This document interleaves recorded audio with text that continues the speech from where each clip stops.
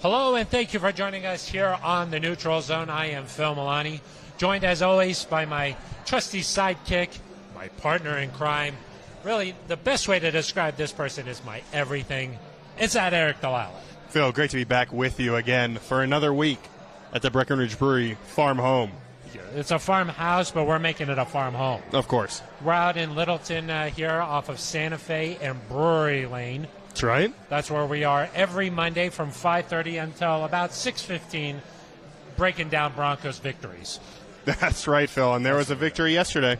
Yeah, there was a victory. We're going to be breaking down the game, talking about what head coach Nathaniel Hackett had to say today on this Monday. Really handled his press conference pretty well, I think, Aric. So we'll get into that. And then, of course, we're also live on the Broncos official YouTube page. We're looking for your questions. We're going to answer them. This is really an interactive experience, Aric. That's the most important thing, Phil. We're going right to the source. We're going right to the fans. What do they want answered? That's what we're here to talk about. We're people of the people. We're people of the people. That's right. We're the show for the people. That's right. NZ Nation, you know what's up. They know what it's all about. So, Aric, let's just get into what Nathaniel Hackett had to say today. He said, look, communication has got to be better. The operation of things needs to be better.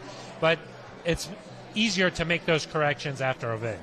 Yeah, I mean, let's start with that. The Broncos did win yesterday. Despite everything that went wrong, they were able to find a way to get a win. That's really important, obviously. History does not look kindly on teams that start 0-2. Certainly the last 3 or 4 years, teams that have started 0-2 have not made the postseason. So it was critically important for the Broncos to get that win, and it was not always pretty, Phil. It was not pretty for most of the game, but they found a way to get that done. But for them to beat better teams in this league, and that starts this weekend against the San Francisco 49ers, they've got to clean things up, and that starts with clock management, fourth down decisions, first and foremost, and then you go to the red zone where the Broncos are 0 for 6 over the first 2 weeks of the season, one of 2 teams to not score in the red zone so far this year, or score a touchdown in the red zone so far this year. So those things all need to get cleaned up, and you mentioned it right off the top. I thought Nathaniel Hackett took accountability. He showed humility. He showed that, hey, he's willing to shoulder this blame, but he knows it needs to get fixed, and it's going to be a priority. Yeah, these things with the Broncos where, hey, Montreal Washington isn't out there to receive the punt. Unsure of whether they're going to go for it on fourth down, whether they want to kick a field goal on fourth down, that indecision there, that starts from the top down. And it was good to hear Hackett say, look, I'm the head coach of this team. It starts with me, and those things just need to be crisper. What do you think it's going to take for the operations to just be a little bit cleaner here? Because 2 weeks into the season, I think it's understandable that, look, this is a new head coach, quarterback pairing. These guys are working together for the very first time. This is a new coaching staff that Nathaniel Hackett said it today. They haven't worked together that much. So some of these things I think will just naturally get ironed out. But some of them, it seems like they need to make this a priority to get it fixed. Yeah, absolutely. I think some of it is simplifying the process. It sounds like there's either going to maybe think about how many people are in Nathaniel Hackett's ear, who all is giving him information, try to get him that information sooner. He said when he calls plays, he likes to think a play or two ahead. Well, the same thing's got to be the case with game management. So if it's 2nd and 10, and you know, hey, maybe we got 3 plays here to get a first down instead of just 2 and kicking it on 4th down, that sets you up better, I think, to make some of these decisions. Or, hey, you know, it's about to be, it's 3rd and 5 right now. Can we think ahead to, if it's 4th and 1 at the goal line, what are our percentages to go for it there, so that you know as you're calling that play, and you know in the moment, instead of as the 40 seconds start to tick down, now you've got to make that decision quickly. You've got to get it. Then you've got to get a play call. You've got to get it to Russell Wilson. You've got to get to the line. If you can think a little bit ahead, I think it's going to help some of that stuff. But what I would say, Phil, is you could watch this team and there could be serious issues with the offense. I saw a stat today that the Broncos have the most yards per drive, I think, of any team in the NFL. And so there are not serious issues with this offensive unit. And I think that is, if you had serious issues with the offense and the clock management was fine, I think you'd be in a worse situation, because then it would be like, well, this system isn't necessarily working, or having Russell Wilson here isn't necessarily working. I don't think either of those things are the case. I think you see some correctable issues that can be fixed, and the foundation, the structure of this offense is in a good place. Yeah. I mean, obviously they're working through things here, and the test is going to get a lot tougher starting on Sunday. The Broncos I think coming into the season, thought that we certainly did, Aric, these first 2 weeks, facing teams that the Broncos should easily beat. Yep. But it's been a struggle. I mean, certainly losing to Seattle and then yesterday against the Texans, that was not how I thought that game was going to go. I mean, if you watch Ready for Kickoff, right, Aric, I thought the Broncos were going to score 38 points. That's right. And I did say I was a little bit off. I thought it was going to be a 7-point win, or 6-point win, I think I said. You did say that. You should listen to me probably moving forward. But the important thing was, despite how poorly they played, despite some of these mistakes that I think are correctable, the defense played lights out again. Defense played really well. I mean, if the defense doesn't play like that, you're talking about an 0-2 start. Yeah, but the defense did play well, and the offense, Russell Wilson and Cortland Sutton in particular, came alive when it mattered most. And that shows you kind of the benefit of having a great quarterback, is that things can go wrong all day, and you still find a way to win. Russell said that in his post-game press conference. He said he's been a part of some ugly wins in the NFL. All that matters is that you get the win. Yeah, exactly. I mean, at the end of the season, when you look back at it, who cares that, some of these things didn't go well? There's a W next to the Texans game, and that's really all that counts. But I agree, Aric. Just simplifying the process, I think, is going to make things a lot easier. Sometimes when there's too many chefs in the kitchen, nobody's in charge, it's hard to make a nice meal. And so somebody just needs to be in charge, because it does seem like to me at times when Russ comes over, like say they call timeout and Russ comes over, there's like, even at that point, there's more discussion like, hey, what do you want to do here? What are you seeing out there? How are you feeling? What looks good to you? At some point, there just needs to be somebody who says, look, I'm in charge here. This is what we're doing. And now that could be Russ. Like it's possible that like say Hackett's like, we're going for fourth here. Here's 2 plays. You pick whatever you want. Yeah, I mean, well, I don't know if we're at that point at this part of the season, but I think what is true is that you think of the Ravens, like that famous clip of John Harbaugh saying, Lamar, you want to go for it.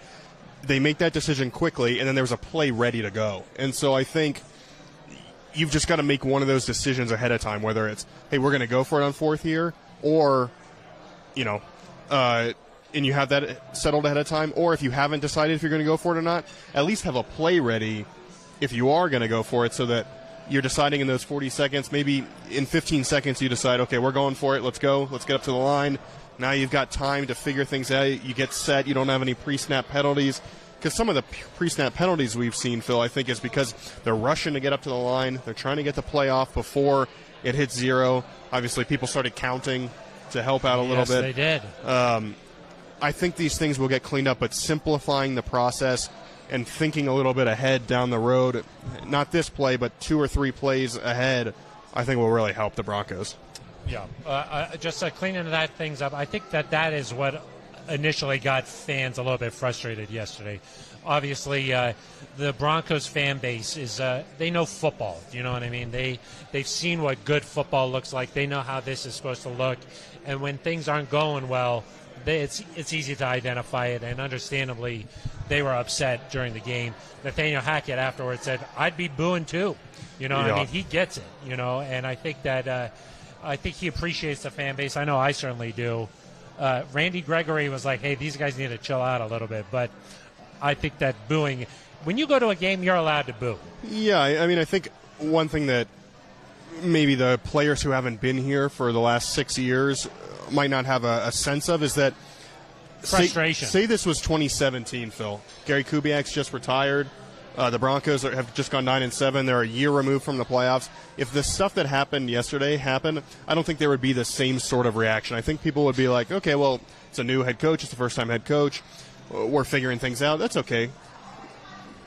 Everything that happens now, people are carrying with them the weight of the last 5 consecutive losing seasons. So it's not just the Broncos lose a game in Seattle. It's not just the Broncos are struggling with time management. It's that they're struggling with this after 5 years of difficulties, and so that's I think built up frustration. Right, so that's what goes with it. It's not that one decision was the issue. It's that decision after half a decade of struggles. Yeah, that's what people are frustrated with. I mean, it's understandable. Of course, there's just been a lot of really good football here, and then the last couple of years not so great football, and so was just some built-up frustration, I think. But they found a way to win. That was important, and I think today's press conference, to me, a little bit, Phil, if you didn't know what happened yesterday, you might have assumed that the Broncos lost the way that press conference went. Yeah, but I think it's important for the team internally to certainly approach things like that. Like, look, we won, but look, that was not pretty. It's got to be better. That needs to be better. A lot better. We got to work on these things. And I think the other thing that was frustrating about it, Aric, was some of the similar mistakes that happened in Seattle. We sat here and we were like, look, that's a tough place to play. It was really loud. That's why there was some miscommunication here. The Broncos are working on it. Those same mistakes popped up once again. The penalties, pre-snap stuff, the delay of games. I think that was also part of the frustration, was that it was at home and it was the second week in a row. Yeah, and I wonder if the Broncos maybe last week as they evaluated, they said, we're not going to have to worry about some of this stuff at home, so we don't need to take as close a look at it. After this week, Phil, I think they know they've got to evaluate this thing really thoroughly, extensively, and figure out what can we do to make this better, because you can't afford against a team like San Francisco, certainly with Jimmy Garoppolo, who's taken them to the NFC Championship last year, a Super Bowl a couple of years ago. You can't afford to just lose 3 points because a delay of game pushes you out of field goal range. Yeah. You can't afford to get in the red zone and not succeed down there. You can't afford to burn timeouts that you might need later. Those things won't fly when you're trying to beat a good team. And this week, you certainly can't count on the defense to keep the 49ers to just 9 points out of the end zone. I mean, that was a spectacular defensive performance. So. No, you're going to need to score 20-plus in this game. Yeah. I think if the defense held the Niners to 17, 20 points, I think that would be a really great effort. Yeah. Broncos are going to need to get into the 20s to win this game. Aric, the Broncos are averaging 16 points per game. That's right. They need 4 more points at least. Exactly. Let's reset the show here a little bit. Phil Milani alongside Aric DiLalla. We are live on the Broncos YouTube page. We're out here at Breckenridge Brewery's farmhouse. Trying to make it a farm home. We're here every Monday from 5:30 to about 6:15, normally to the lead-up of the first Monday Night Football game. That's right. But tonight, there's how many games on? There's like 6 games on tonight. That's right. Yeah. When Joe and Troy slide into their seats, that's normally when we slide out of these. We slide out, yeah. They need the camera for their... Well, the ESPN executives were like, look, we can't be competing. Yeah, they were like, we can't have you guys doing this. It's understandable. But tonight, there's... Football started at like 11 a.m., I think? I think so, yeah, exactly. Since we're live on the Broncos YouTube page, we're looking for comments, questions. Type them in there, and we'll answer them here live on the show. DJ Lord Buck. Wow. That's quite the handle. Yep. Eric. He says, hey, that guy is sucking down beers. Which guy? I don't know. We've got about the same amount of beer left. Luke Wright says he's been drinking beers since he's 15 years old. JK, love you, Eric. So maybe. Who said the second comment? Luke Wright. Luke Wright. Is that one of your friends? I don't think so. Sounds like he could be one of my friends. Luke Wright also says, who would win one-on-one in a basketball game between us? We don't know. We really don't know. Your height, I think, would help you. Yeah. Since I'm 7'1", yep, I do have a little bit of an advantage. That's right. I just put my arms up and I'm dunking the ball. Yeah, 380, but you wear it very well. 380, very dense. Yeah. It's very dense, so you got to appreciate that. Brandon Walker. Hey, fellas. Hey, Brandon. Brandon, thank you very much. What did you think of the continued red zone issues, Erica? That is obviously a topic of discussion here because the Broncos, when they get close to the end zone, it just seems like things don't click right. Russell Wilson said after the game, look, we thought that Cortland Sutton had that touchdown. The whole stadium had the touchdown. To have that taken away, it was sort of a momentum shift. Then they went right back to Cortland Sutton on the same play. That didn't work, and then all of a sudden it's third down. Yeah, Phil, I even tweeted that it was a touchdown, and if I tweet it, you know. That it's not true. I think it might be a little bit mental at this point. 6 trips in. I think there was something to be said that they went right for Cortland on that first down play to try to say, hey, let's put this away. His foot was just a fraction of an inch out, and then after that it felt like there was some sort of... It was a letdown. Yeah. And so they've got to figure it out. Obviously, execution's important. There were no penalties down there really this time. Nathaniel Hackett said today, again, one of the things he took responsibility for was he's got to make sure he's calling better plays. And so, to me, I don't know if that means, it could mean being under center instead of in shotgun.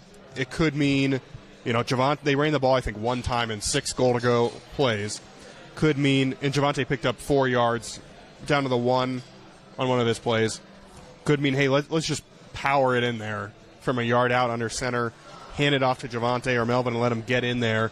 But the execution has to be better, too, because there was one play where Javonte Williams is wide open in the end zone. Russ tries to get him the ball, just kind of I don't know if you want to call it unlucky or what do you want to call it, but the ball goes off a defender's helmet. What would you like to call it? I would like to call it unlucky. Okay, that's what you want to call it? Yeah, what would you want to call it? That's a nice way to call it. Well, Aric, I guess the thing that's been surprising is that leading into the season, we thought, okay, the Broncos actually should be really good in the red zone because they got a couple of big weapons, Albert O, Cortland Sutton. You'd think that these guys are going to win a lot of jump ball situations. And then you thought, okay, the running backs that they have are really good around the goal line. Melvin Gordon has a nose for the end zone, really good around there. And then Javonte Williams is like that bull who can just plow into there. So I think we were expecting this team to be really good in the red zone. That play you're talking about where he tried to throw it to Javonte, that has been making its rounds on social media. I think that Russ is a little slow to get to him there. And in general, I think that it is a little bit hard for Russ when he's in the pocket there so close to the end zone. Things are happening really fast right behind the line. I think there are some just natural challenges there. And Russ, I think, likes to get out of the pocket. He really likes to create that second play. And usually I think that would put a lot of stress on the defense. We haven't quite seen that just yet. And look, the Broncos have been really close. I mean, that Eric Tomlinson play in Seattle, really close. The Albert O play there where he lands right before the goal line. They've been close, but I do think that there are some challenges that they just need to get. The execution, I think, to me, is a bigger thing. I mean, I'll say this. I think it's just a matter of time because Russ has been very successful in the red zone during his career, so it's not like this is a major flaw in his game that has just been following him throughout his career. That's not the case. They've been really good. The Packers, when Nathaniel Hackett was in Green Bay, were really good in the red zone. Obviously, they called it the gold zone.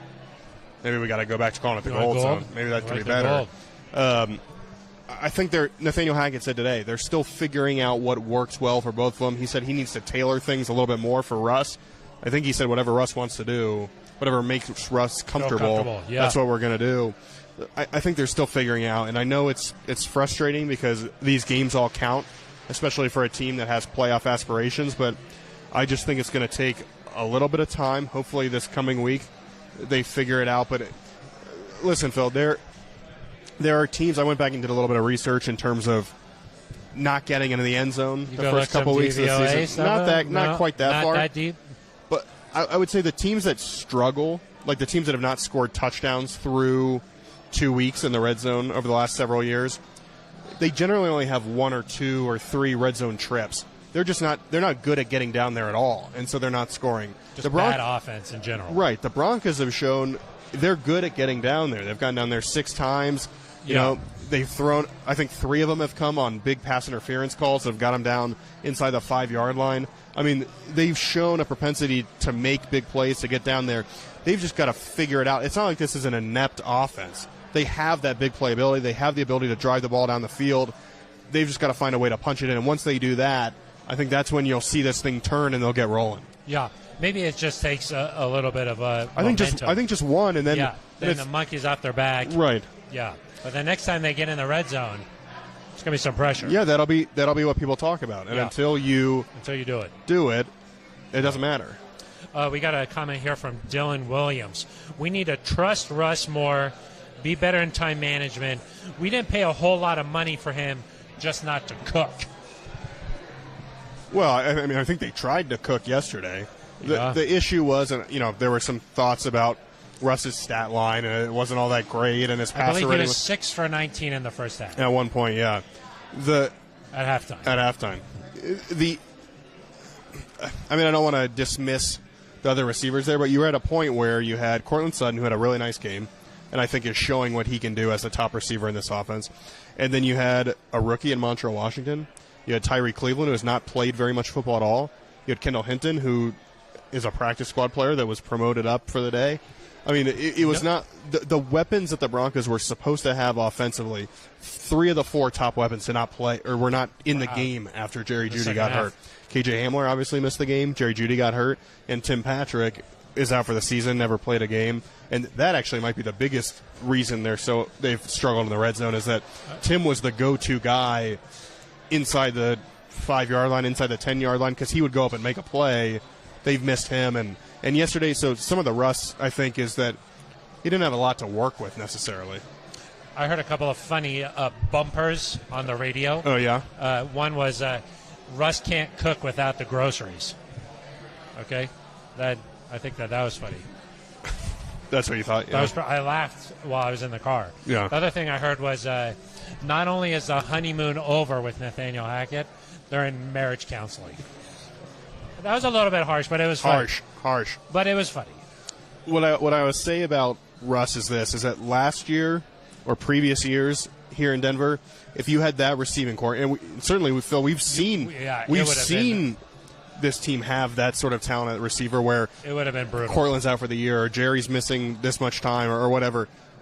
You would have really struggled. I think they would have had a hard time moving the ball or scoring at all. The fact that Russ was still able to find a way. He's throwing a pass down the seam to Eric Saubert for a touchdown. Eric Saubert works really hard. I think an important piece of this offense, Eric Saubert is not Travis Kelce. No. And so the fact that they were still able to get it done, I think speaks to what Russ brings to this offense, even in games that are not going his way. And Draymond Jones put it, I thought really well, is that we just knew we had to keep getting stops because at some point we knew Russ was going to come through, and we have a lot of faith in him. Yeah, most definitely. I mean, let's talk about the injuries a little bit here, Eric. They, just 2 weeks into the season, have really piled up. I mean, so much so that yesterday when we were talking on the postgame show, I kind of forgot about the Broncos postgame live. Where do you watch that? That's on all of the Broncos social media channels. Why isn't this on all the social media channels? This is a YouTube special. I heard TikTok really wanted to see it. We should talk to Amanda. I don't know. She says just YouTube. Yeah, she tells us. I'm not sure why. Amanda, of course, is here along with Ben Swanson. Ben Swanson is the filter for the comments. How's he doing? So, I mean, if you want to get your comment in. The lighting has been really nice so far. He's worked on that. He's talked to management. It's early still. Yeah, I think the audio should be better. Yeah, who knows? If they can't hear you, it's definitely better. Okay, injuries. Injuries. That's what we wanted to talk about. They're just really starting to pile up. Tim Patrick. Yeah, my beer's almost gone. Huh? What are we talking about? Tim Patrick hurt before the season started. Yep. KJ Hamler still working his way back from that ACL hip injury. Yep. Played the first game. Didn't play the last game.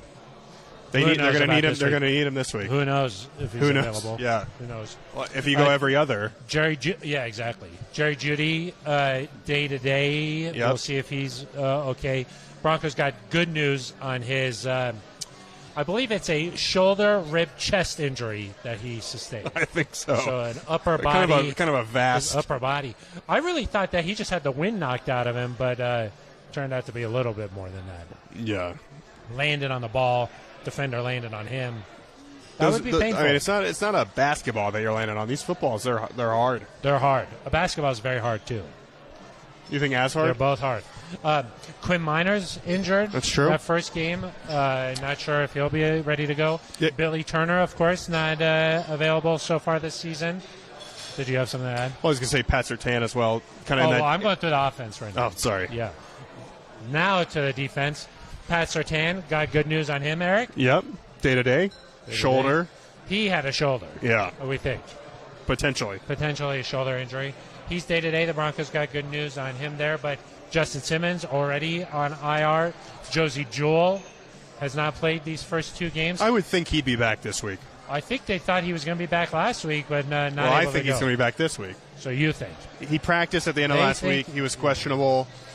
Normally that leads you into a go this week. You think he's going to be a go? Huh? I think Josie Jewell will play this week. That's my guess. K'Wan Williams is playing with a cast. Is that true? Yeah, he played yesterday with a cast. I didn't even notice. Yeah. He played well. He did play well, but it's hard to intercept the ball with a cast. Maybe you should put 2 casts on. If you put 2 casts, you played twice as good. It's true. Eric, why do you think? Do you think it's just bad luck? Yeah, I mean, Listen, this just happens. Teams go through these little spurts where you get banged up. Knock on wood. I mean, I don't love even talking about this in general, but the Broncos have had one like major long-term. The Tim Patrick is kind of the worst of the bunch. Justin Simmons is going to come back. Pat Surtain and Jerry Jeudy both kind of, it sounds like, survive these scares, because it could have been. I was scared. You were scared, yeah. You called me and you said, Aric, I'm scared. Yeah. I said, Phil, just calm down. Turn the lights on. Testing. Turn the lights on. I needed the lights on. Yeah. Hug your blankie. Yeah. And it's going to be okay. It was scary. But you were scared. It's okay. It was scary. And then, like, Josie, they've survived that, if he can come back this week. You talk about a Billy Turner. I thought Cam Fleming, he's not been perfect, but I thought he's been pretty good, especially in Seattle, which is the game that the Broncos lost, of course, where I thought maybe there's more of a pass rushing threat. I thought he did really nice. He did a good job blocking. Quinn Miners hurts, but he was out on the side field last week running around, and so some side field action. You hope. You love the side field. A lot of field. people like to watch the main field, Phil. You watch the side field. I like to watch the side field. Yeah. What's going on over there? Exactly. What's really happening? That's where the real news is. That's how you know. Yeah. They're going to be okay, I think. I know a lot of people are thinking, oh, should they have played in the preseason to kind of toughen up? A lot of callous. Yeah, of course, yes. A former term that we like to use around these parts. These things haven't been like a hammy, They haven't been a lot of those type of injuries. Huh? No pecs, I don't think. I believe they call those soft tissue. Yeah. These have been just like bangs and dings. Quinn Miners is a hammy. Yeah, but the quad for Justin, Quinn was a hammy, but he played in the preseason. Yeah. So it makes you think. But some of these other guys, like Jerry Jeudy, he just landed on the ball like that. I mean, that's not preseason or not. That's not going to affect anything. So. And it's a dangerous game. It's a violent game. It's a violent sport. They're trying to make it safer, though. It's going to happen. Thanks. Luke Wright says, this might be a weird question, but do you think they should go out and look at Odell Beckham Jr.?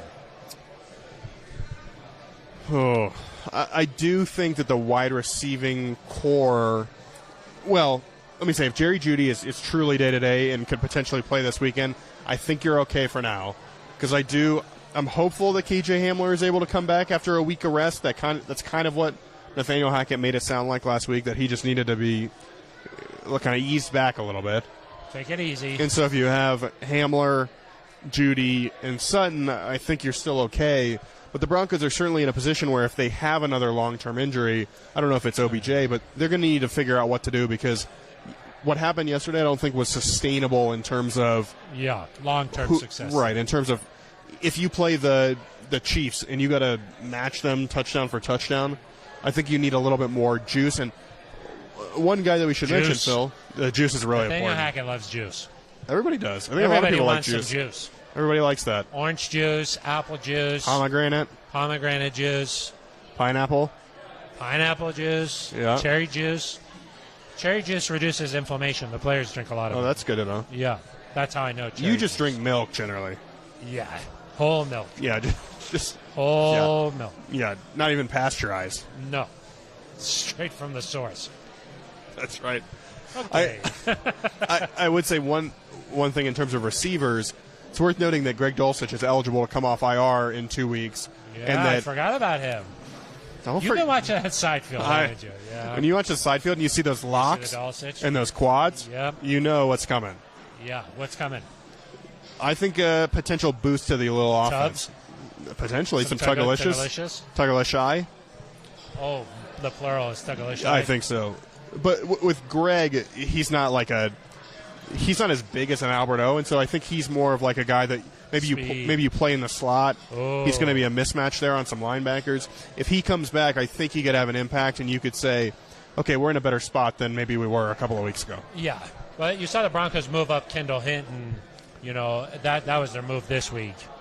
I think if there's more injuries, they're going to have to go outside. Ooh. That's just my take here. Let's see here. We had a good question here. Hold on a second. This one is from Resto Ron. Resto Ron. And it was Resto to Ron? Ben. He says, I'm paraphrasing here. What do you think about Hackett saying he's not considering relinquishing play calling duties or adding help for game management? He's like, look, I just need to clean this up. It's going to be fine. I don't need to make any big changes right now. You trying to get me heated over here? Let's go. Resto Ron wants to know. The Broncos, Russell Wilson threw for 340 yards in week 1. 340 yards. 1 touchdown. 1 touchdown. The Broncos moved the ball in the fourth quarter. They moved the ball early. Obviously, they were figuring things out without Jerry Jeudy, I think, kind of in the middle of the game there. Yep. Nathaniel Hackett was brought to Denver as much for his leadership and energy and all of that changes the building, for his play calling and offensive mind. The fact that it was even asked today if he would relinquish play calling Blasphemy. is, I mean, you're joking, but I think it's ridiculous. Yeah. No, I mean, look, you go out. How long He have was we been hired to call plays here, exactly. and he's being asked after 2 weeks. Not only 2 weeks, it's not like they're 0-2 and they've been shut out. They won yesterday. Yes. And he's being asked if he's going to, and he's going to be asked if he's giving up play calling. That to me is just preposterous. That's pushing it a little bit. That's preposterous. Yeah. Now, if you want to ask if he's going to have someone help him with game management, that's fine too. But also, he's not going to just say, somebody else, you handle all of it. That's the job of the head coach, to make those decisions. Yes. You can simplify the process. You can improve the process. You can make the communication more seamless. But Nathaniel Hackett is going to call the plays here because that's what he was brought here to do.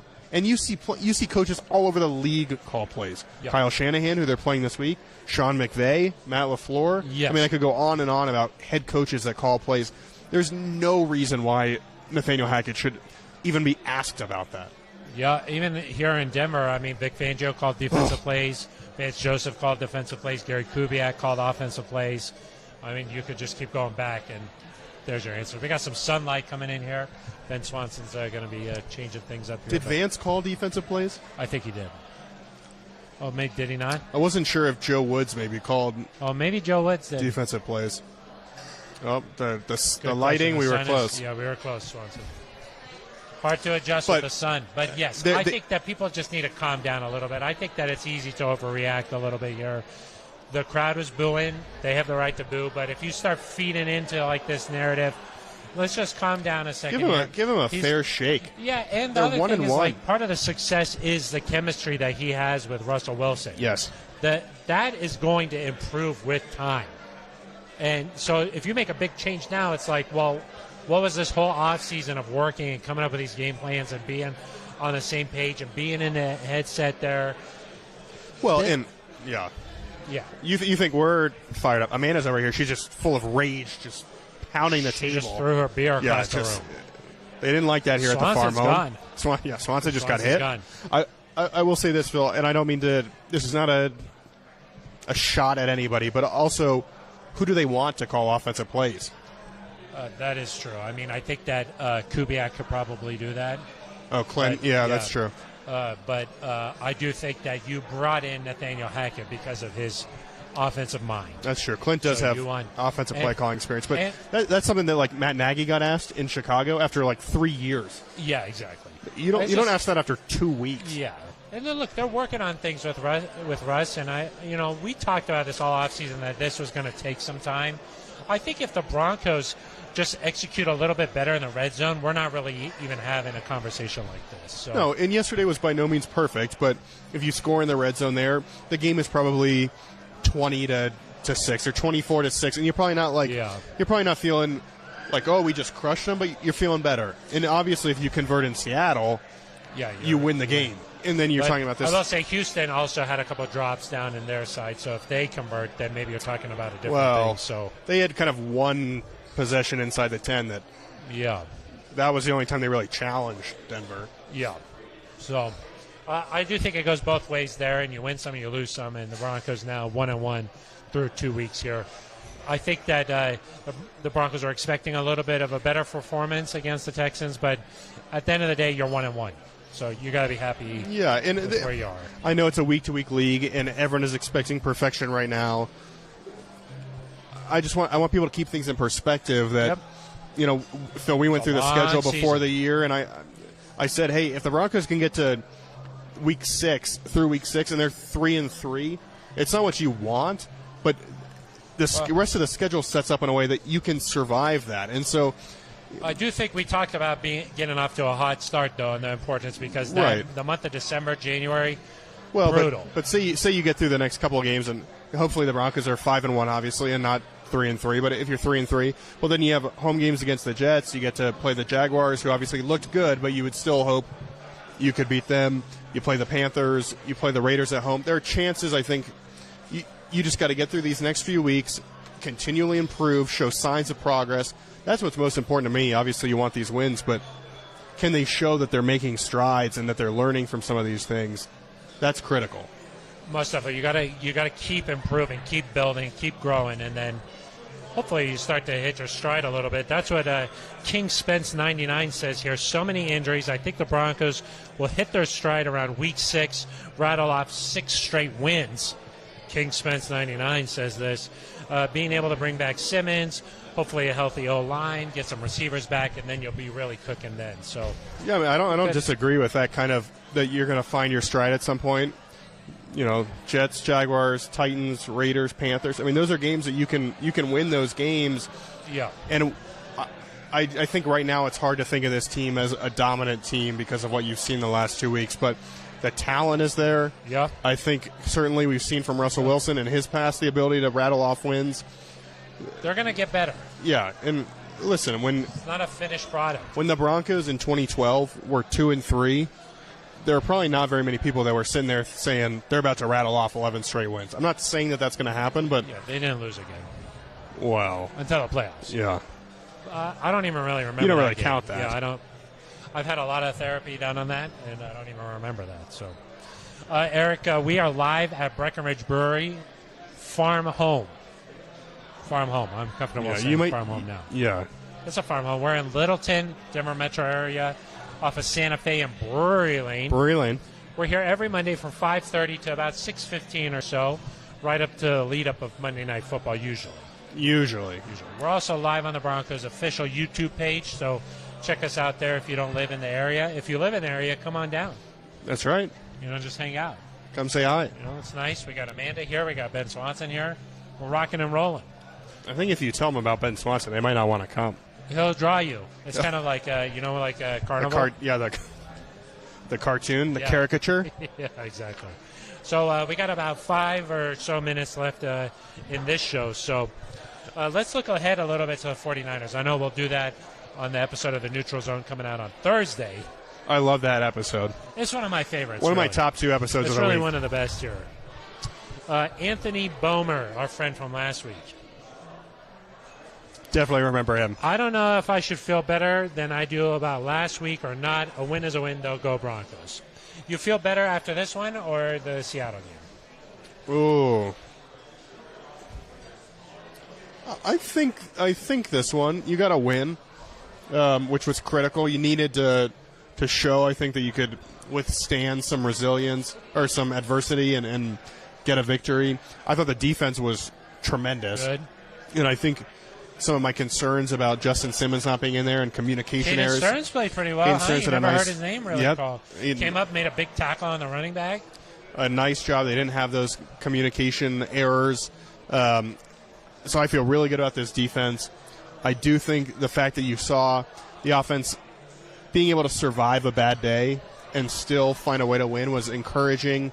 And listen, I don't want to say... I'm trying to think of the right word. I guess you could say it's like understandable that the Broncos could lose in Seattle, given the emotion of that, given that it was week 1.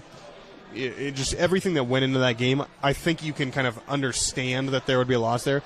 This game would have been really hard to understand if it was a loss.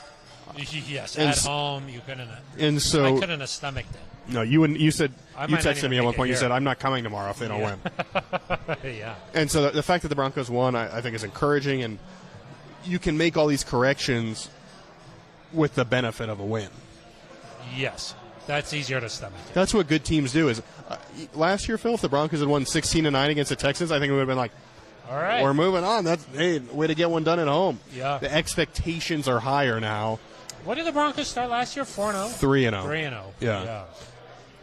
and then I think they were 3-4. Yeah, after that it turned. We'll have to see. Hopefully this Broncos team keeps growing, keeps getting better.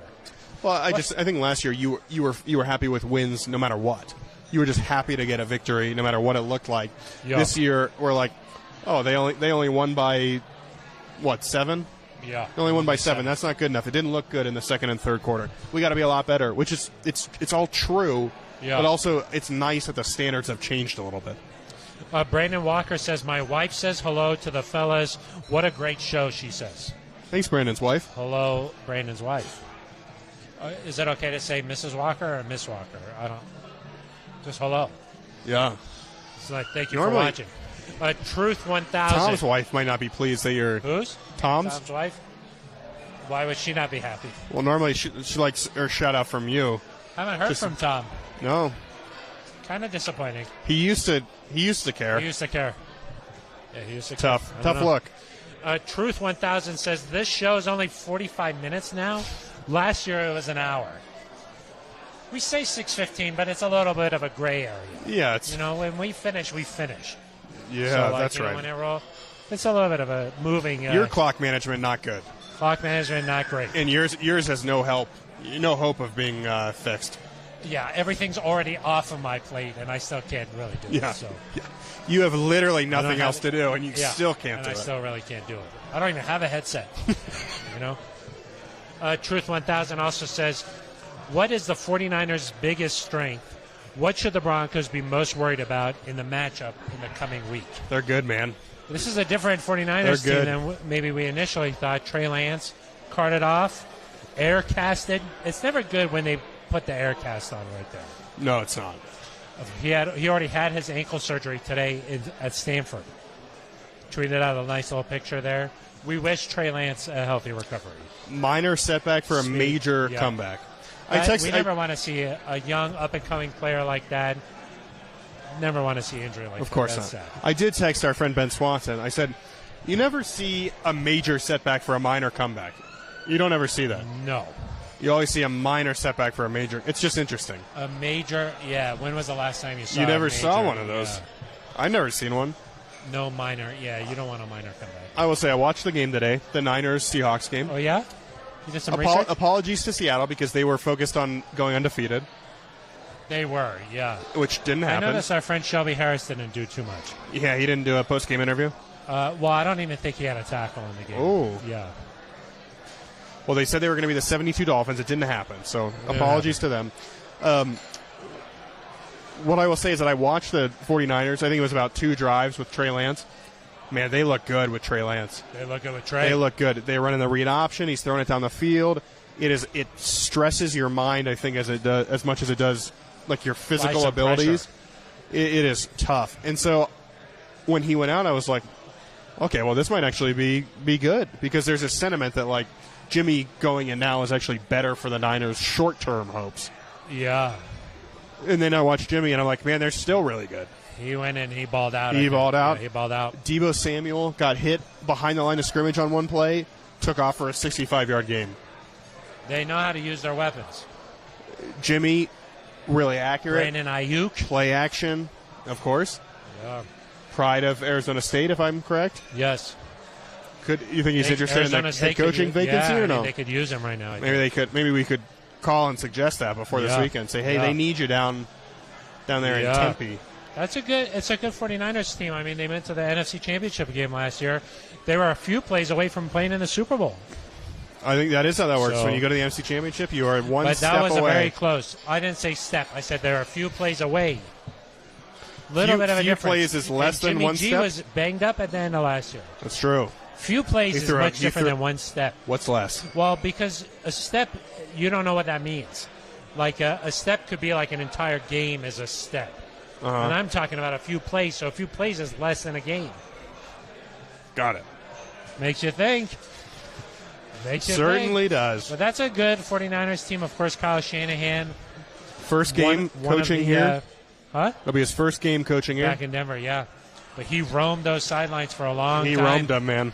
Yeah, if you go back and look at a lot of the old, films footage from '97, those Super Bowl runs, right next to Mike Shanahan on the sideline, Kyle Shanahan. And you're right behind him. Back in those days, you had cable. Yeah. I was not there. You weren't there? No, I wasn't. I was watching on TV, though. In college. Yeah. You had to hold the headset. You had of course. Was wired. Of course. Mike McDaniel. Mike McDaniel, he was doing some video stuff, I think. Not quite that early, of course. Not quite that early. You guys were just... He was throwing you in a locker, right? Well, Mike McDaniel went to my high school. That's right. No, he was a nice, senior. nice I was guy. a freshman. Yeah, he's had a lot of success. How about the Dolphins, huh? Great win. Very nice win. But yes, Kyle Shanahan making his return. One of the more accomplished play callers in the NFL, I would say. So it's going to be a challenge, I think. That defense is good. Defense is really good, too. The Broncos are going to have to be a lot better, more efficient. You can't have these penalties that knock you back because even if you're on schedule, this defense is still going to be really challenging to move the ball against. Big games for DJ Jones and K'Wan Williams. Yeah, I think even more so. Teams. Yeah, of course. But Garrett Bowles and whoever starts at right tackle, you got to be really good. I'm talking about the emotional aspect. You like the emotion. Yeah. I like knowing who's going to stop Nick Bosa. Yeah, that's scary. No? That's a little bit scary. A little bit scary. A little bit scary. Bowles, he likes to walk off with Russ. What do you think about that? Garrett Bowles. Bolsa. You like that? That was nice. Since we are running out of time here, I just have one last thing I wanted to talk to you about, okay? Is that okay? That makes me a little nervous the way you said that. This hasn't been reported too much, but just that final drive to go to score the touchdown to Salbert, the start of the fourth quarter, that drive there. We've heard that Russell Wilson, pulled the team together and kind of gave this big speech. They were facing 3rd and long. 16. And, they made the big play to Sutton, and then 3 plays later hit Aric Salbert for the touchdown. You read my story. No, I watched the game. Are you sure? The rest of your takes, it kind of doesn't necessarily seem like it. Are these your takes? The first takes didn't seem like it. This one does. Okay, well, I was just wondering, what do you think about that? I mean, we heard Russell Wilson talk so much post-game that, hey, this is a championship. You have to have this championship wording, championship language. You have to have this mentality. Your confidence can never waver. And do you think that rallied the troops a little bit there? I think it had nothing to do with it, Phil. I'm just saying, do you think that kind of stuff makes a difference? Yeah, no, I don't know. I'm wondering if that kind of leadership really. Of course it does. That kind of made them. Of course it does. I don't know if it's that speech in particular, or if it's how Russell goes about his business all the time, or if it's the way he is in practice. But I think in general, these guys believe as long as he's out there, they have a chance.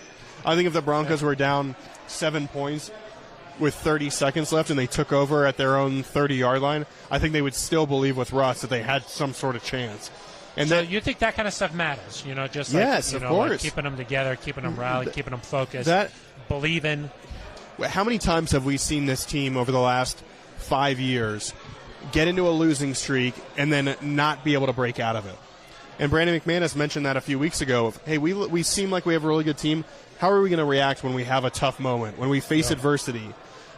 They were able to get out of that in this game, and we'll see how it goes moving forward. Obviously, it's very early in the season, but I think a lot of that is Russ. And Russ is more, you listen to George Payton talk, Russ is more than just throwing the ball down the field. He's more than the moon balls. He transforms the way that people culture. Of course. And so that's just as critical as anything he does from an X's and O's standpoint. Yeah, Aric Salbert said that he didn't even hear really the boos, or he just said that within the huddle, Russ kept them locked in. That sounds like some nice locker room talk to me. But you don't buy it. But hey, if it worked and they rallied the team and you believe, I think that is important. So, Truth 1000 says these guys sound like 49ers hype guys. It's okay to respect the opponent. Okay, so this guy who has Truth 1000 in his name, Truth 1000. He doesn't like hearing the truth? He listens to the show a lot, so let's calm down a little bit. He doesn't like hearing the truth? I will say I'm the guy who predicted 38 points against the Texans. Yeah, so that's not the truth. That was not the truth last week. But it's okay to respect your opponent. Of course, they're good at. This would be a really quality win for the Broncos. How's that? Yes, that's a nice little twist there. It's a quality win, but I think a win that is manageable. After the Seattle game. Should the Broncos win this game? Yes. Wow. Yes, they should.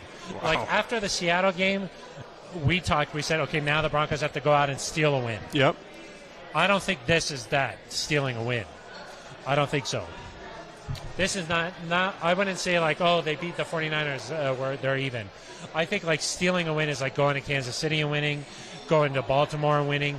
Those are stealing wins. I don't think that is this going to is Tennessee stealing. and winning. I want to see what Tennessee does tonight against the Bills. Okay, that's a little bit of a hedge. Is going That's to not a hedge. I want to see what Tennessee's about. Is going to. I don't know if they're that's gonna losing be that right hard now. of a game. Is going to Las Vegas and winning. Is that stealing a win? No, I don't think so. I think winning in Las Vegas is easier than beating the 49ers this weekend. Really? Yeah. Wow. The 49ers Interesting. were We'll have a to talk Final about that. Four team last year. That's a good football team. Final Four, huh? Yeah. Did we already talk about that? I think we did. I think we did. Yeah. They are a good football team. They're a good football. That would be the best win of the Nathaniel Hackett era. It would be. Yeah, it would be. On Sunday Night Football. Yeah. A lot of attention will Makes be you on the think. Broncos. Yes. A lot of eyeballs. So Certainly. it's a big week for the Broncos. They're at home. 3,100 no-shows, Aric, against the Texans. I expect that number to be much lower on Sunday night. You thought that was too high. I thought that was a little bit high. Russell Wilson making his home debut. Yeah, it was a lovely day. It was nice outside, but I think this week Broncos country's going to be fired up. I thought Ben Swanson was going to be there, but he was off, I think, in the foothills, enjoying the sunshine. A distance shot of the It was beautiful. It was. I saw it this morning. Yeah. It was beautiful. Yeah. We'll have much more coming up on the 49ers and Broncos matchup coming up on the Thursday episode of the Neutral Zone. But That's right. Aric, I just checked my watch. It's about that time that we say goodbye. It's that time. We're here at Breckenridge Brewery's farm home every Monday from 5:30 to about 6:15. That's right. Sometimes you just can't get rid of us. It just depends on how much energy we got going, But it's right around there, right around the start of Monday Night Football. So we hope that you enjoyed the show. We've been live on the Broncos YouTube page. We hope. You can find us there. We don't next really Monday. know. Well, if we're speaking this, they probably were there. That's true. And they're watching it. But it will be up on Broncos on Apple Podcasts, Spotify, Sirius, I believe. I think It'll so. be everywhere. Stitcher. I don't know about TuneIn. Probably not. I don't know. Probably not. So hopefully you enjoyed this episode, but we'll have much more coming up on Thursday. That's going to do it for us, for Ben Swanson and Amanda. Gerlach? Is that? I said Gerlach, right? Gerlach. Amanda Gerlach. My apologies. And Aric DiLalla. I'm Phil Milani. You've been listening to The Neutral Zone.